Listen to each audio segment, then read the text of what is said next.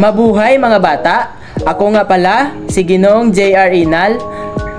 Ako ang inyong guro sa Araling Panlipunan Baitang 4. Tumayo ang lahat, manalangin tayo. Sa ngalan ng Ama, ng Anak, ng Espiritu Santo. Amen. Sa muli, magandang umaga mga bata. Nagagalak akong makita kayo. Bang lumiban sa ating klase ngayon? Magaling. Maaari nang umupo ang lahat. Mga bata, ating tandaan ang mga alituntunin natin sa klase na tinatawag nating sikat rules. Una rito ay, sikaping nakaupo hanggang hindi sinasabi ng guro na tumayo. Pangalawa, itaas ang kamay kung nais magsalita o gustong sumagot sa tanong ng guro. Pangatlo, katamtamang boses lamang ang gagamitin sa pagsasalita. Pangapat, ang nais lumabas ay dapat humingi ng pahintulot sa guro. Panglima, tanging wikang Filipino lamang ang gagamitin sa pagsasalita sa tamang oras. Bago tayo dumako sa ating bagong aralin, balikan natin ang ating tinalakay noong nakaraang linggo. Yes, Ginoong Aaron? Magaling! Pinag-aralan natin ang tungkulin ng mga mamamayang Pilipino. Ano nga ba ang ibig sabihin ng tungkulin ng mamamayang Pilipino? Ginang Eljen? Magaling! Magaling! Bakit mahalagang alam natin ang ating tungkulin bilang isang mamamayang Filipino? Ginoong Aaron? Mahusay! Tama! Ano ang maaaring mangyari kung hindi natin susundin o gawin ang ating mga tungkulin bilang mamamayan? Binibining Eljen? Magaling! Mahusay! Ang iyong palagay, ano ang pinakamahalagang tungkulin natin bilang mamamayan ng bansang Pilipinas? Binibining Dulay? Magaling! Mahusay! Bawat isa sa atin ay may bahaging ginagampanan sa lipunan tungo sa higit na ikaunlad maging ng iba pang mga kasapi nito. Ito ang ating tungkuling pansibiko. Matitiyak natin ang pag-unlad at pagsulong ng bansa kung tayo ay may kagalingang pansibiko. Okay mga bata, bago tayo magpatuloy sa ating aralin, mayroon akong isang awitin na inihanda. Ito ay sabay-sabay nating awitin. Kumusta, kumusta, kumusta? Magandang umaga po, magandang tanghali po, magandang gabi po. Halina at umawit, magagalang na pagbati. Umaga, gabi, tanghali, tra-la-la-la-la-la-la-la-la. Kamusta, kamusta, kamusta? Magandang umaga po, magandang tanghali po, magandang gabi po. Halina at umawit, magagalang na pagbati. Umaga, gabi, tanghali, tra-la-la-la-la-la-la-la-la, tra-la-la-la-la-la-la-la-la. Okay mga bata, mahusay. Napakagaling niyong umawit.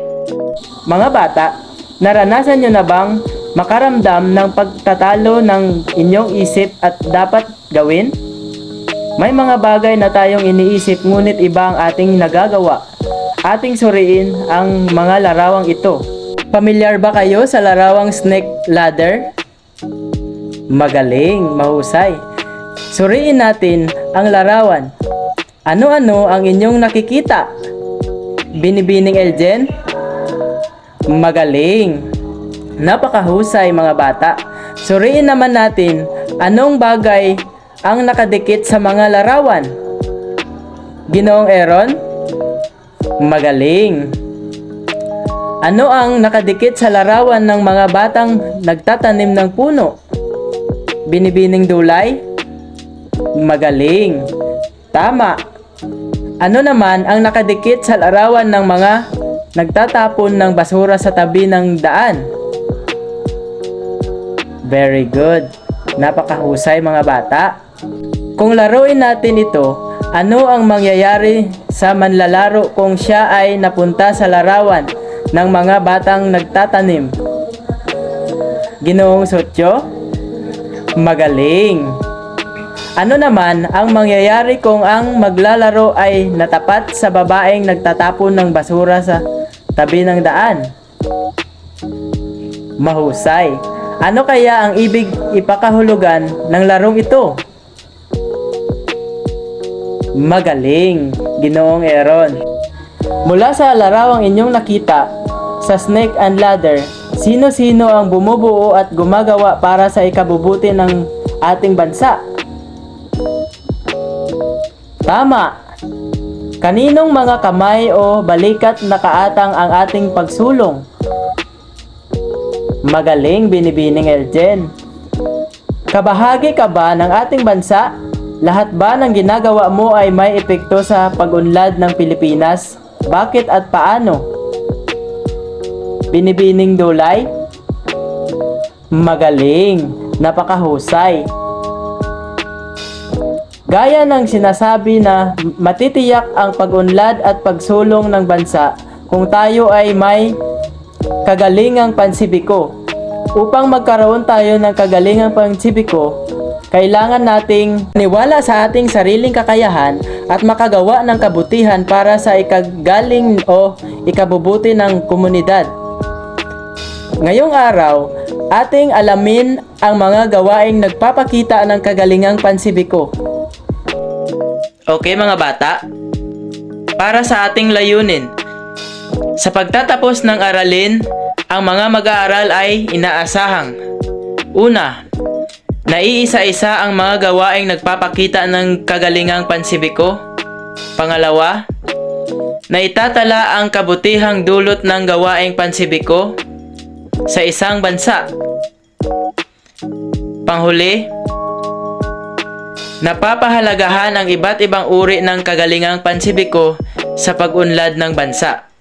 Sa puntong ito ay magkakaroon tayo ng isang gawaing itinatawag na 3Ns o nakikita, naiisip, naitatanong.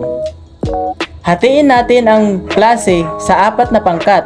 Bawat pangkat ay bibigyan ng isang larawan at isang worksheet na naglalaman ng isang talahanayan. Ito ay nakikita, naiisip, naitatanong. Ang unang hanay sa talahanayan ay para sa mga paglalarawan sa inyong nakikita sa larawan. Isulat naman ninyo ang inyong naiisip tungkol sa larawan.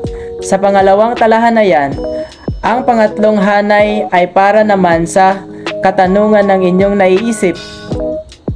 Bibigyan ko kayo ng 5 minuto upang gawin ang gawain. Pagkatapos nito, pumili ng isang kinatawan sa pangkat. Bibigyan ko lamang kayo ng 5 minuto upang gawin ang gawain.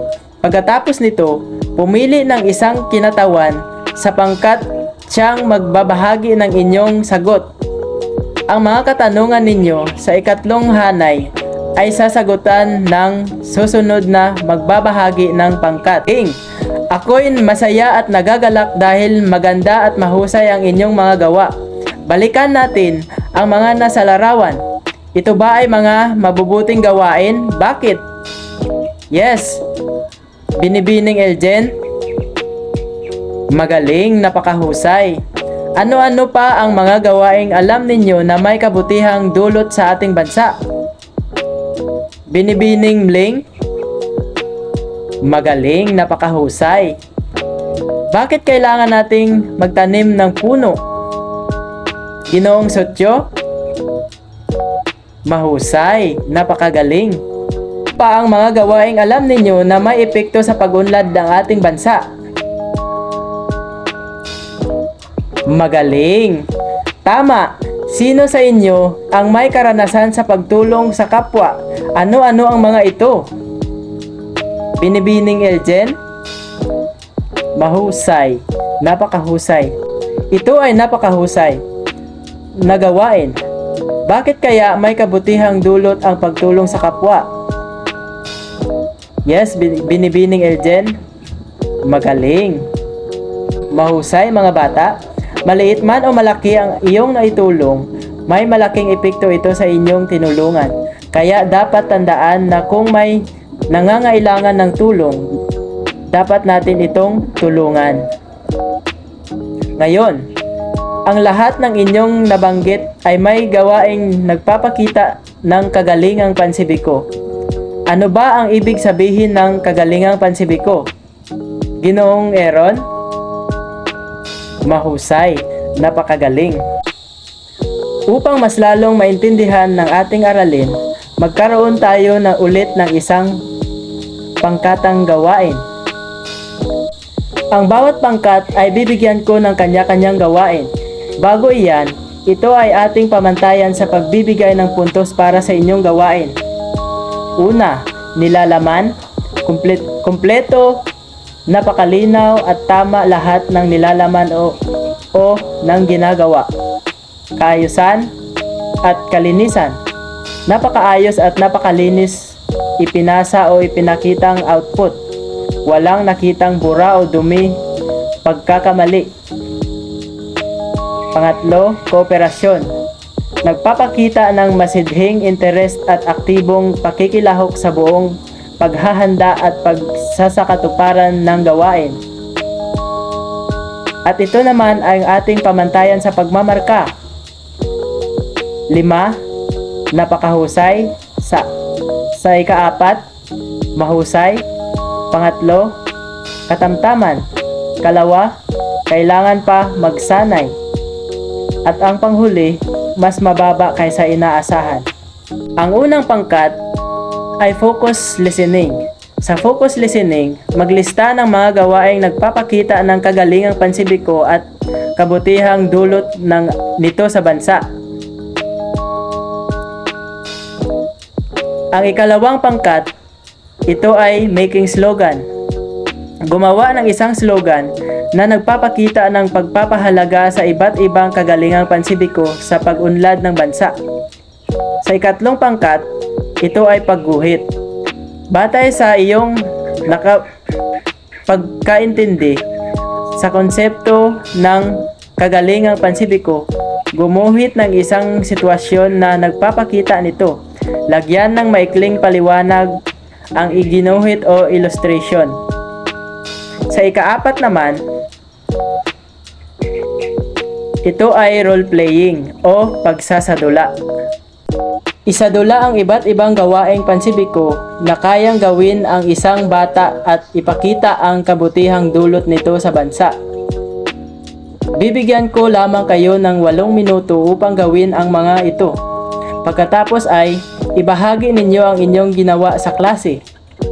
Bakit mahalagang magampanan ang kagalingang pansibiko at paano ito nakaapekto sa iyo? Ginoong Aaron? Magaling. Tama. Malaki ang kabutihang dulot sa ating bansa kapag nagampanan natin ang mga kagalingang pansibiko. Ang mga pag-unlad ng ating bansa ay nangangahulugang pag-unlad rin ng bawat Pilipino. Ano nga ba ang ibig sabihin ng kagalingang pansibiko? Binibining Eljen? Magaling. Ano-ano ang mga gawaing nagpapakita ng pansibiko? Magaling. Binibining Dulay. Bilang mag-aaral, paano ka higit na makatutulong sa pagsasakatuparan ng kagalingang pansibiko sa bansa? Magaling, Ginoong Sotyo. Dapat tandaan, ang mga gawaing pansibiko ay nakaugnay sa paniniwalang magkakaroon ng mga mabubuting epekto ang ating mga ginagawa sa ating pamayanan. Ang kagalingang pansibiko ay isang konsepto tiyak na makatulong sa pag-unlad ng bansa. Ang mga mamamayan ay inaasahang susubok mamuhay ng may kagalingang pansibiko upang matiyak ang pag-unlad ng bansa. Dadako naman tayo sa isang gawain. Maglagay ng masayang mukha, sapat lang kung ang sumusunod na gawain ay nagpapakita ng kagalingang pansibiko, at malungkot na mukha kung hindi. Ito ay may 5 puntos. Bibigyan ko lamang kayo ng 5 minuto upang gawin ang gawaing ito. Okay mga bata, ang lahat ba ay tapos na? Magaling, mahusay dahil kayo ay tapos na lahat. Para sa ating takdang aralin, humanap ng balita mula sa lehitimong media, websites o dyaryo tungkol sa isyu na kinaharap ng bansa sa kasalukuyang panahon.